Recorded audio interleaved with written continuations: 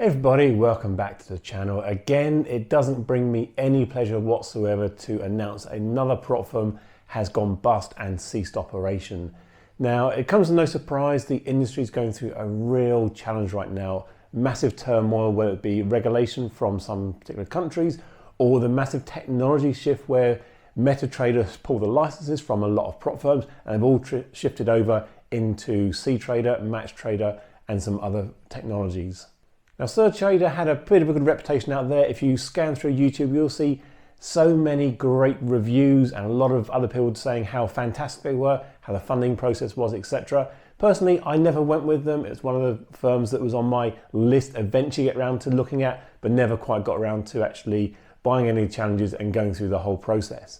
Thankfully, I didn't go down that route and I've managed to escape another firm going bust and potentially losing out on funding. So without knowing the true reasons all behind the scenes, whether it was payout issues or whether there's just another excuse of why the prop firms are going bust, if we understand the technology shifts have been huge for a lot of these firms. It is no small undertaking to actually go and change all of your back-end technology, get all the testing in place, get all of the agreements and licensing with all the other providers, and make sure you have a stable platform to be able to provide all of the funded traders and people coming up through the challenges. And I think that's what's caught a lot of people out. We've seen it with other prop firms where they had the whole transition a while ago, and it took a long time to all figure out whether it's integrating the technology into the back end or the dashboards, or even just creating new accounts and giving people that opportunity to start trading on these platforms. So I've got no idea if they're actually going to pay out any of the existing funded traders or people expecting payouts, or even people who have just signed up, will they actually get a refund on their actual challenge fees.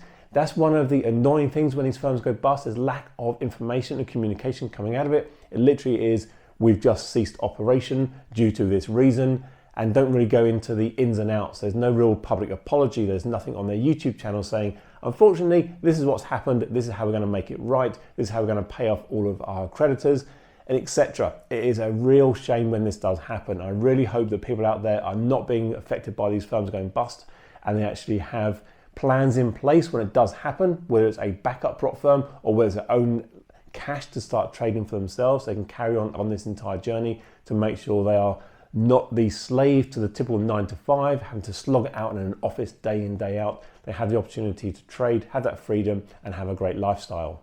So let me know in the comments who you think is the next firm to go bust.